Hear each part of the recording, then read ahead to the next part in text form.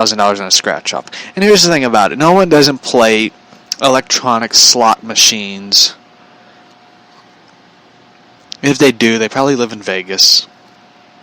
I assume people in Vegas gamble. I don't know. I've never been to Vegas, so...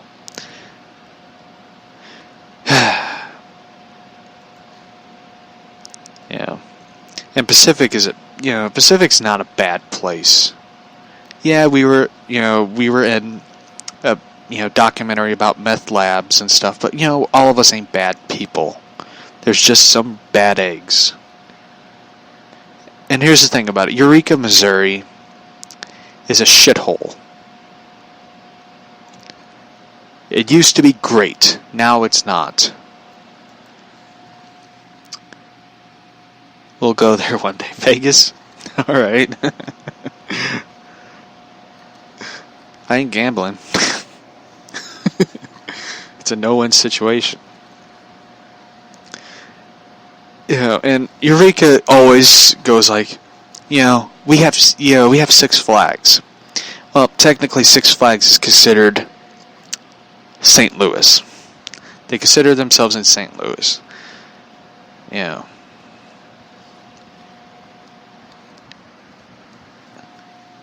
We'll see. I ain't gambling. I'll lose. I would just go to Vegas for the sights. Look at the big area. The Vegas Strip. There's one fact I learned about Vegas. And I was like... God, I think I was young. And I was surprised to learn this one. Vegas has like the world's largest strip club. Which I did not know. And it's like the size of like a football field. And I'm just like, shit, that is crazy.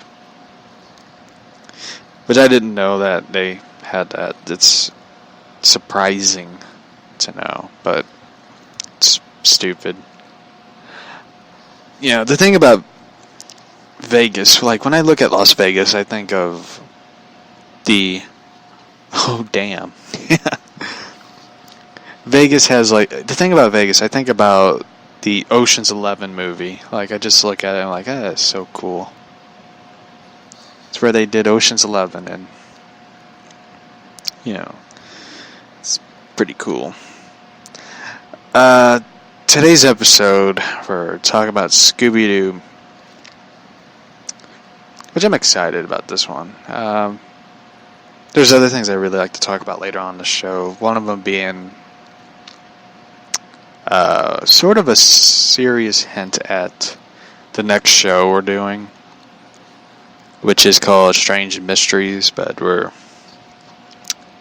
I came up with like a new title for it. We're going to call it Mystery Inc. show. So, meow. I love Scooby-Doo. So do I. The movie that they were talking about doing, the movie we're supposed to be talking about is Scooby-Doo 3. I kept doing like research. I kept looking it up. Me and my co-host Lola, we were looking it up. And we really couldn't find really any information about the third movie. There was no script, apparently. There was no synopsis for the third movie. It got canceled like that. Like, it got canceled at the drop of a hat because of the second one to Scooby-Doo. Aw, I love that emoji. So, I found like really cool info about the Scooby-Doo movie that they were working on originally. I know they're doing a new Scooby-Doo movie called Scoob, which will be kind of the start of the Hanna-Barbera universe films, which I'm excited, thrilled, and can't wait to really, see it. Especially the Flintstones, which I'm happy for. I'm not excited about the new Flintstone show they're doing. especially with the people behind the new Charlie's Angels working on it. I don't know what it is. Like, I am not thrilled or excited for it. So,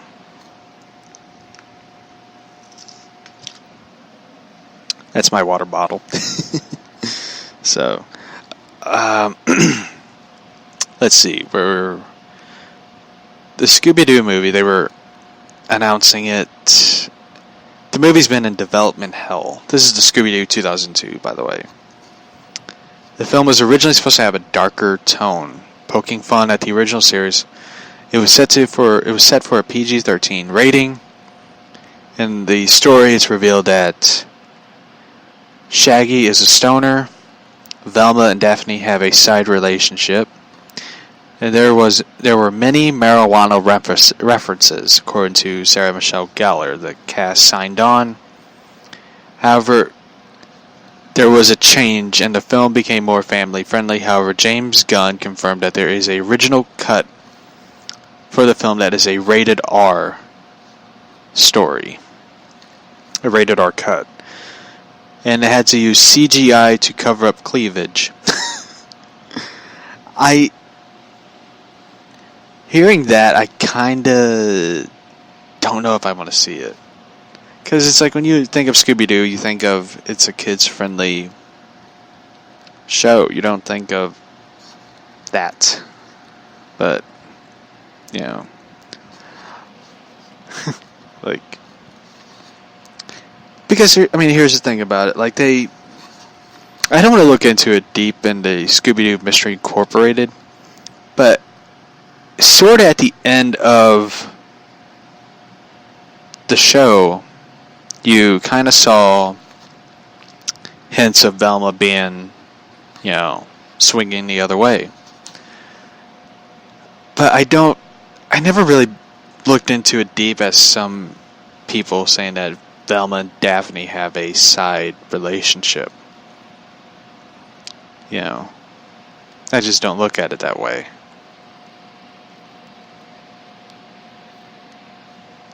So,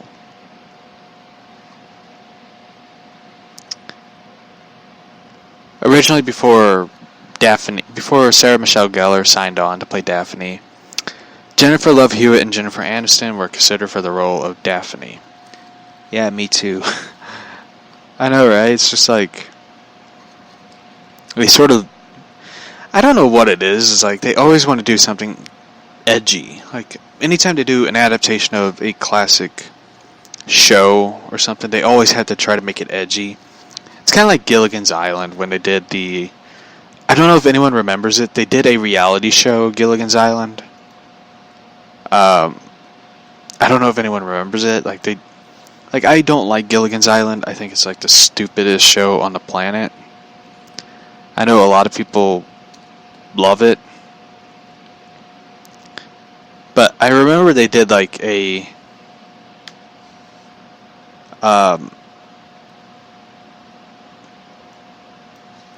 TV show.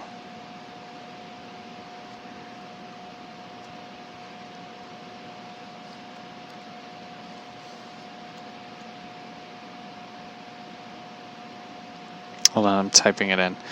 I'm trying to find it.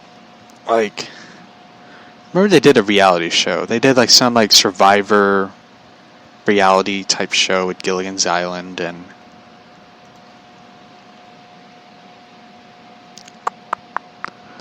let's see.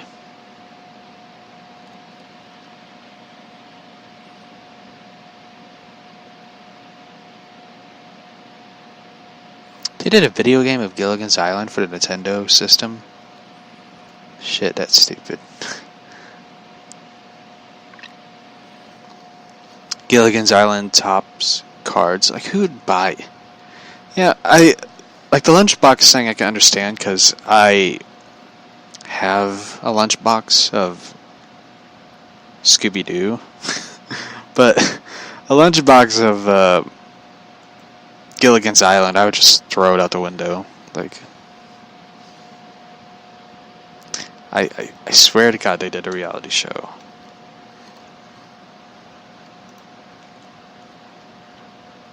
Yep, they did. The real Gilligan's Island. I knew it.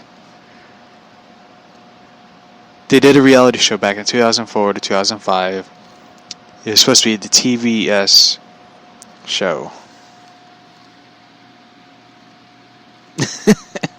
Was it supposed to be laughing emojis or like cringe emojis that...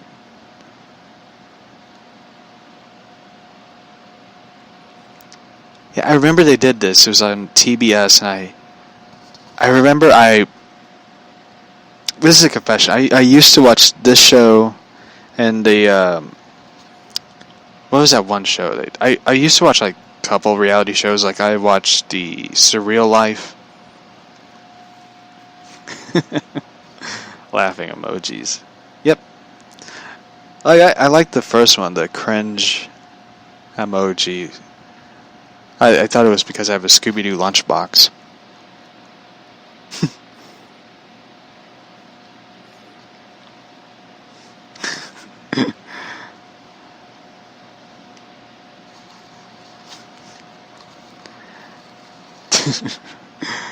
Yeah. Anyway, like I remember they did this Gilligan's Island. They tried to make it edgy. They tried to add, sexual innuendos into the one competitor who's Gilligan is sleeping with Marianne competitor. It's like it was so dumb and stupid. I just was like, why? Why would you do this?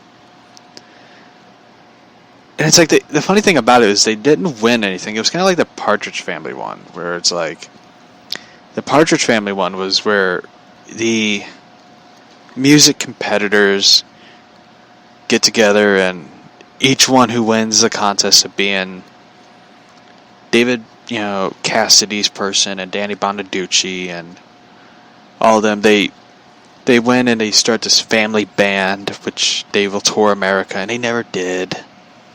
Stupid. Anyway, back to Scooby-Doo.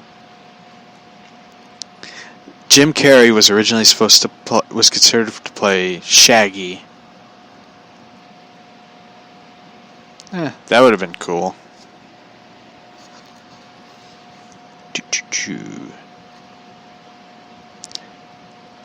I'm trying to find the one that made me laugh the most. It was, here it is. It involves my favorite actor, Tim Curry. Tim Curry, a lifelong Scooby-Doo fan, was originally supposed to play the theme park guy. The theme park dude that the one British guy, he appears in the he appears as Mr. Bean, like that guy. Was supposed to play the theme park owner, but he turned it down when he heard Scrappy Doo, a character he has a strong dislike for, would appear in the film. Curry played Ben Ravencroft in the direct-to-video Scooby-Doo and the Witch's Ghost. I love that movie, by the way. I love that one. That is my favorite one of the Scooby-Doo films. I know a lot of people say it's Zombie Island or Alien Invaders, which I actually love, by the way. That was a good one, too. But I love Scooby-Doo and the Witch's Ghost. Scooby-Doo Cyber Chase is one that I have a hard time liking. Like, I like it, but I don't like it. Scrappy is voiced by Scott Ians, who voiced both Scooby and Shaggy on many other projects starting from Scooby-Doo on Zombie Island and Scooby-Doo and a Witch's Ghost. I like that one.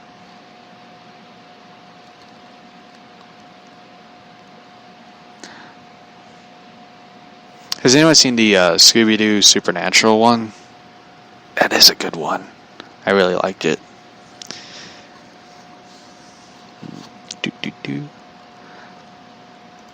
But anyway, trying to find the one story article that I like with the Scooby-Doo one.